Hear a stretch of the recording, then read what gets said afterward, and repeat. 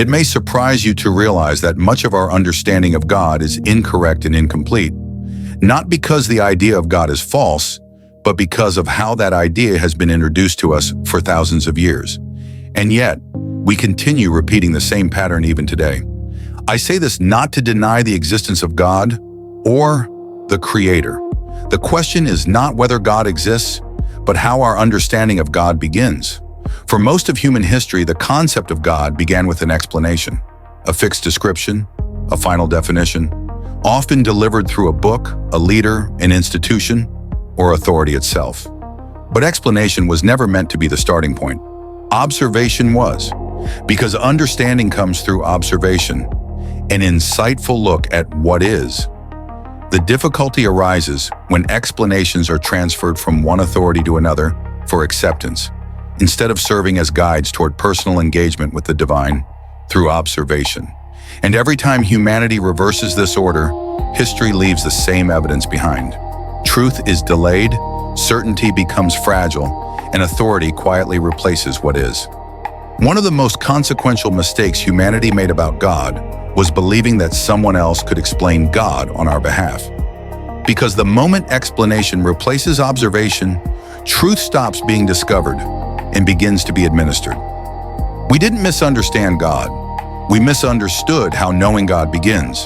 It is a question of method, how anyone can come to know the Creator for themselves by simply observing the evidence of creation itself. Throughout history, those who expanded our understanding of the truth were rarely the loudest voices. They were not the ones with permission. They were not the ones shielded by institutions. They were the ones who observed.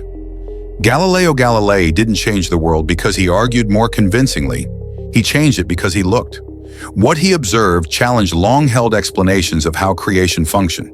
And as history often shows, new observations are resisted until evidence becomes undeniable. That pattern repeats itself.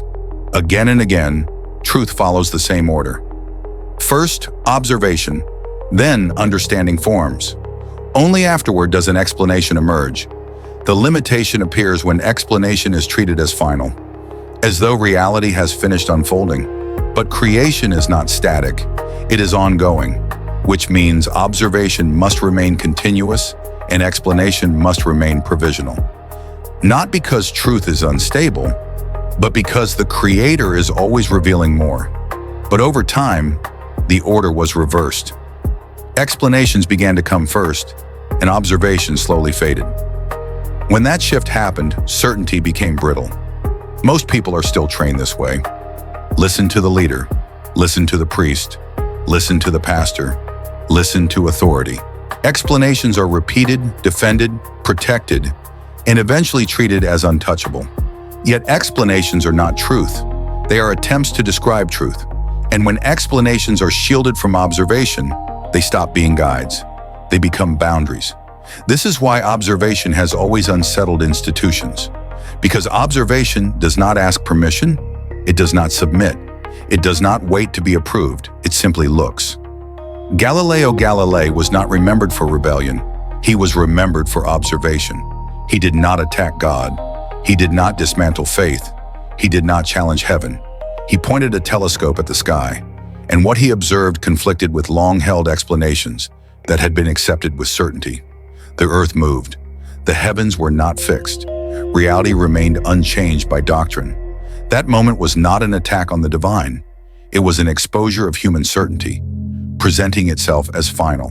And history, as it often does, made its choice.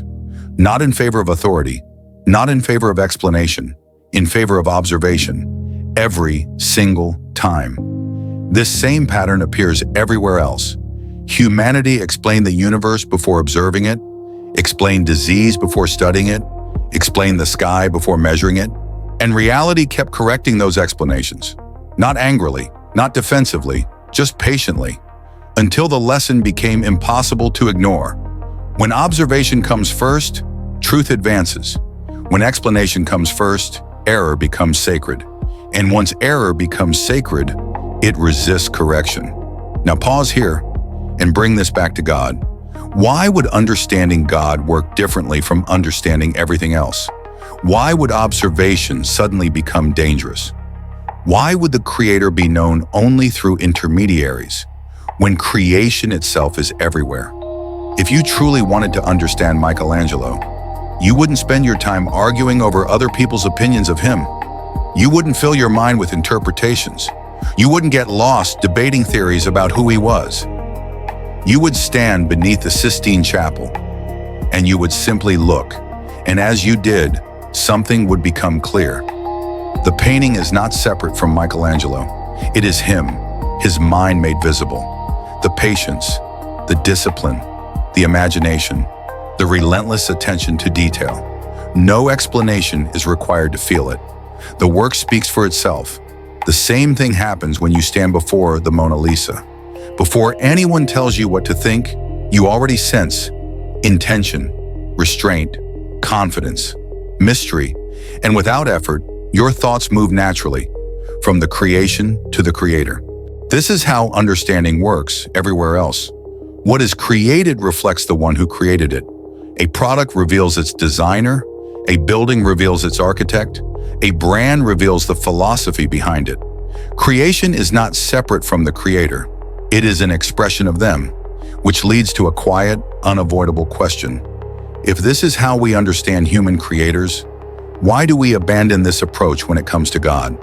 Why do we try to explain the Creator before truly observing the creation? Look at nature, not through belief, through observation. Plants turn light into life. Trees grow without instruction. The sun rises without consulting authority. Ecosystems regulate themselves without sermons. No bias, no hierarchy, no doctrine. Just intelligence expressing itself, with fingerprints left everywhere in its creation. Now look closer, at yourself, a creation. Look at your body. It heals without consulting you. It regulates without your awareness. It repairs, defends, remembers. You are not commanding it, yet it is happening. Your immune system, your nervous system, your metabolism, precision far beyond conscious control. So ask the simplest and most revealing question. What intelligence designed this? Not dogma, not explanation. Observation, questions. And then there is instinct. That quiet knowing you cannot fully explain. The moment you feel you should leave a place and later understand why.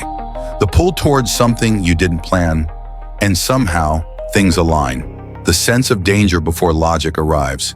This is not superstition. It is awareness beneath language.